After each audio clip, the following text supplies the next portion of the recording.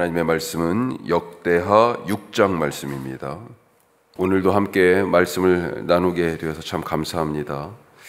자, 읽으신 대로 6장은 크게 두 단락으로 나눌 수 있겠습니다. 11절까지 성전을 지은 후에 어떤 경과를 통하여서 이렇게 성전을 짓게 되었는지, 그러니까 성전이 세워진 하나님의 섭리에 대한 그런 얘기라고 볼 수 있겠고요. 12절부터는 이 성전에서 드리는 솔로몬의 기도, 다양한 내용의 기도가 있었죠.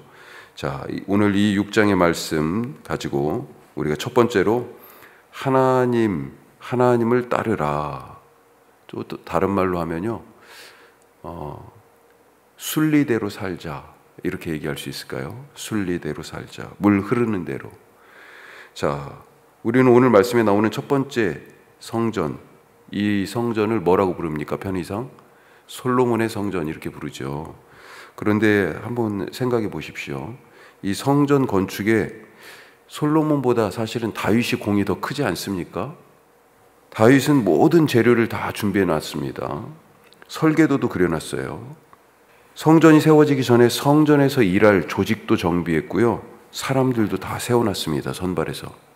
물론 솔로몬이 그것을 실행했고 현실로 보여지게 건축한 당사자긴 해요.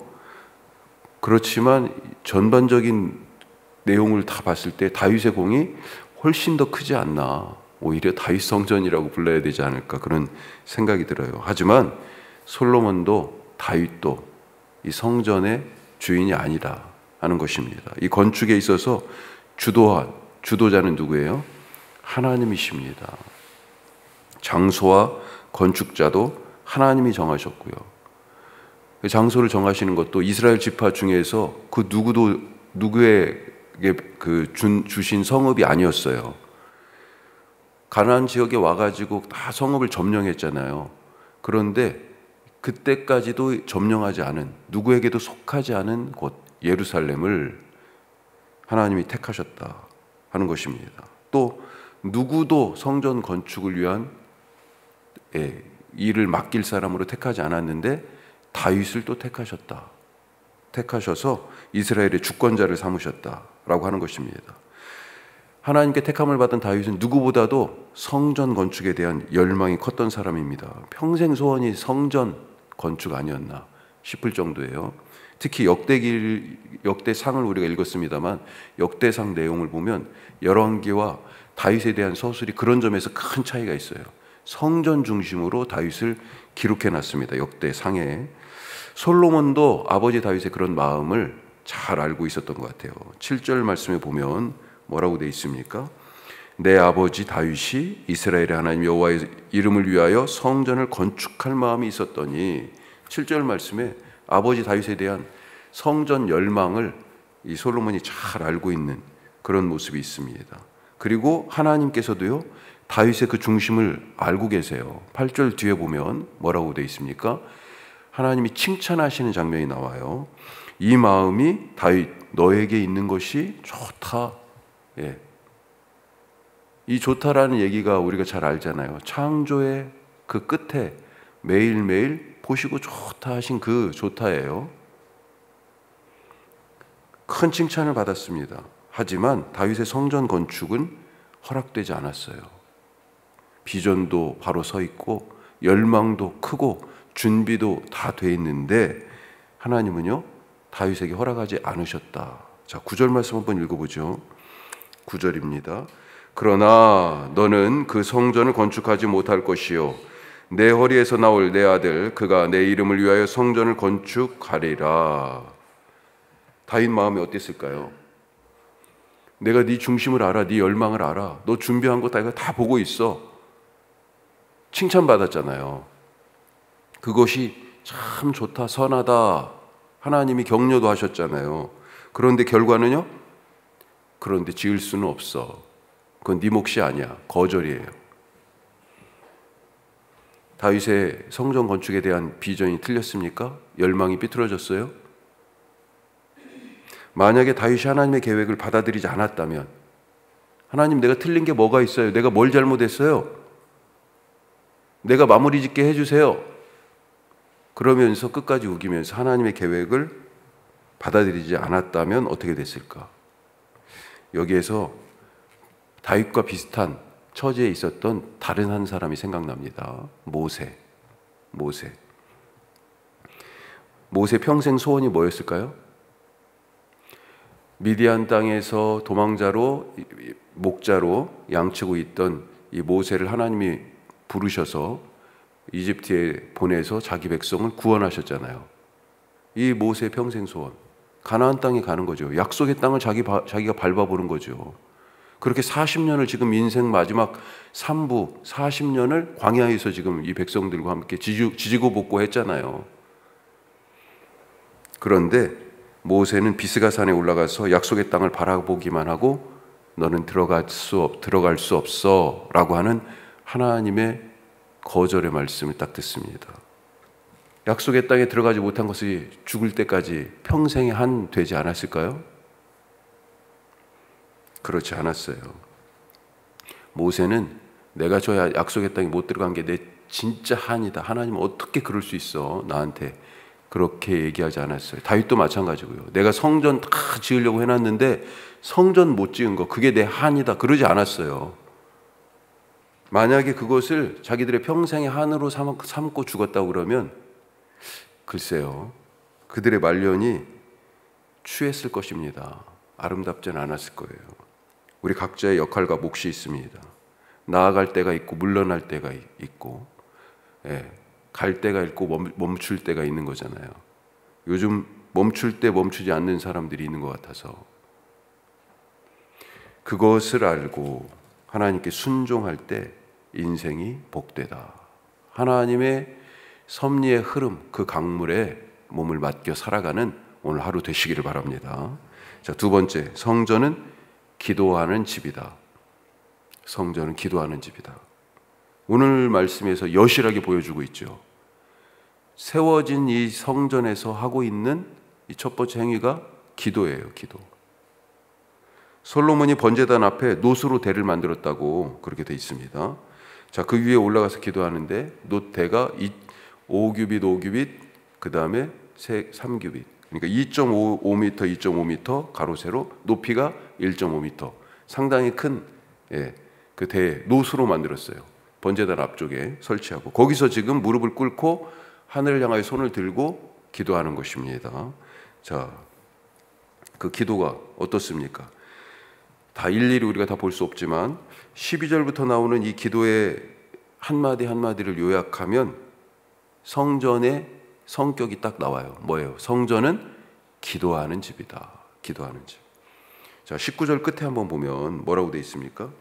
주 앞에 부르짖는 것과 비는 기도를 들으시옵소서. 20절 끝에도요, 이곳을 향하여 비는 기도를 들으시옵소서. 21절 끝에도 하늘에서 들으시고 들으시사 죄를 사하여 주옵소서. 자, 이렇게 서론격으로 여기 기도가 지금 끝나고 그 이후 22절부터는 더 구체적으로 이런 상황에서 응답해 주십시오 하는 더 구체적인 기도 제목들이 쭉 나오고 그런 기도를 드리고 있는 것을 볼 수 있습니다. 한마디로 이 성전 뭐예요? 기도하는 집이라고 하는 성전의 성격을 명확하게 솔로몬이 보여주고 있습니다. 자, 신약에는 그런데 이 성전은 뭐예요? 돌로 만든 성전이잖아요. 그렇죠? 그런데 신약에서는요, 이 성전 개념이 돌로 만든 건물이 아니라 뭐예요? 바로 사람으로 바뀌었습니다. 자, 고린도전서 3장 16절 우리 유명한 말씀 있죠. 너희가 하나님의 성전인 것과, 누가 성전이에요? 너희가, 고린도 사는 너희가 하나님의 성전인 것과 하나님의 성령이 너희 안에 거하시는 것을 알지 못하느뇨. 고린도 교회 한 사람 한 사람이 성전이에요. 구원받은 하나님의 자녀들의 삶 구석구석이 하나님이 거하시는 성전입니다. 우리는 거기서 기도하는 거예요. 솔로몬이 이 돌로 만든 성전에서 기도한 것처럼 우리는 우리 삶의 그 구석구석, 삶의 오늘 하나하나가 이게 뭐예요? 내가 일하는 이 하나하나 시간이 성전 돌멩이 하나하나라니까요. 그 안에서 기도하는 것입니다. 내 삶의 순간순간이 하나님이 자기 이름을 두신 성전임을 잊지 마시기 바랍니다. 뿐만 아니라 고린도 교회에게 너희가 하나님의 성전이라고 그랬잖아요. 우리 원주와 함께하는 교회에 너희가 하나님의 성전이다 말씀하십니다. 우리 한 사람 한 사람뿐만 아니라 우리가 하는 사역, 우리의 교제, 우리의 예배, 우리의 찬송, 이 하나하나가 전부 성전의 돌이에요. 우리가 그 안에서 뭘 해야 돼? 기도해야 하는 것입니다. 기도. 그때 하나님이 어때요? 응답하십니다. 예, 응답받는 기도 오늘도 주님께 드리고 내 삶이 성전인 것을 깨닫고 매 순간순간 주님께 기도하는 솔로몬의 기도를 드리는 그런 오늘 하루가 되실 수 있길 바랍니다. 마지막 세 번째요. 모두의 하나님이다. 하나님 독점 금지예요. 그리고 독점 되지도 않고 독점할 수도 없습니다. 자, 솔로몬이 기도에서 열거한 이 다양한 상황들, 이걸 뭐 굳이 이렇게 딱딱 묶어 보면 도움의 기도, 보호의 기도, 또 죄를 용서해 주십시오 하는 내용들이 상황마다 계속 들어가요. 회개의 기도. 자, 이렇게 묶어볼 수 있겠지만 그 중에서 특별한 기도가 있어요. 보니까 아까 읽으실 때 탁 들어오셨는지 모르겠는데 이방인들의 기도가 있습니다. 이방인들의 기도. 자, 32절 말씀 우리 다시 한번 보죠. 32절입니다. 주의 백성 이스라엘에 속하지 않은 이방인에게 대하여도 그들이 주의 큰 이름과 능한 손과 표신팔을 위하여 먼 지방에서 와서 이 성전을 향하여 기도하거든. 이방인들이 하나님 앞에 와서 기도한답니다. 야, 이거 솔로몬의 비전이 대단하지 않아요? 솔로몬은 이 이방인들이 와서 주의 성전을 향하여 부르짖는 대로, 손을 들고 기도하며 부르짖는 대로 이루어 주십시오. 이어서 계속 그렇게 얘기하죠. 뿐만 아니라 자, 여기 있는 사람들이 이방인이에요. 그런데 이제는 또 자기들이 살고 있는 이 땅이 아니라 범죄함으로 멀리 사로잡혀 가서 이방 땅에서 기도할 때를 얘기합니다. 이방 땅. 38절 말씀 중간 이후에 보시면 거기서 이 약속의 땅과 또 뭐예요? 예루살렘, 하나님이 택하신 이 성 예루살렘과 또 이 성전을 향해서 기도하면 응답해 주십시오. 지금 그렇게 기도하고 있어요. 이방인이든 이방 땅에서 기도를 하든 성전을 향하여 손을 들고 주의 이름을 불러서 기도하는 모든 자들에게 하나님 응답하신다는 겁니다. 누구만의 하나님이 아니라 지금 이거 솔로몬이 드리는 기도잖아요. 하나님은 바로 그런 하나님이죠. 모두의 하나님이시죠. 구원받을 자가 정해져 있어요. 어떤 자가 구원받습니까? 주의 이름을 불러 기도하는 누구나가 어디서든지 상관없이 주의 전을 향하여 주의 이름을 불러 손을 들어 기도하는 자가 구원이 있습니다. 오늘 어느 곳에서든지 주님 계신 곳을 향하여 손을 들고 기도하실 수 있기를 바랍니다. 다니엘이 그런 기도했잖아요. 이방 땅에 끌려갔는데 거기서 동쪽으로 예루살렘 성전을 향하여서 창을 열고 기도했잖아요. 오늘 우리가 그런 기도 들으시는 그리고 그 응답이 있는 하루 되시기를 축복합니다. 기도하겠습니다. 우리 말씀을 생각합시다. 하나님을 따르라. 하나님의 섭리가 있어요. 강물처럼 흐릅니다. 거슬러 살아가면 안 돼. 모세나 다윗이나 얼마나 사실은 누구보다도 뛰어난 그런 신앙의 열망과 비전으로 살아간 순종의 사람들, 믿음의 역사를 이루었잖아요. 그런데도 하나님이 여기까지 하니까 딱 순종했어요. 주님, 우리에게 그런 순종이 있게 하여 주시옵소서. 기도하시고, 성전은 기도하는 집이다. 성전, 바로 믿는 우리가 성전이고요. 나의 삶의 매 순간순간이 성전의 벽돌이다. 오늘 성전에서 기도하는 그런 하루 되게 하여 주시고, 주의 이름을 불러 어느 곳에서든지 손을 들어 주의 성전을 향하여 기도하는 그런 하루 되게 하옵소서. 우리 기도하시고 우리 교회 사람이 교회되는 구원의 비전과 혁신도시를 향한 하나님의 섬김의 명령에 순종하는 교회 되게 하여 주옵소서.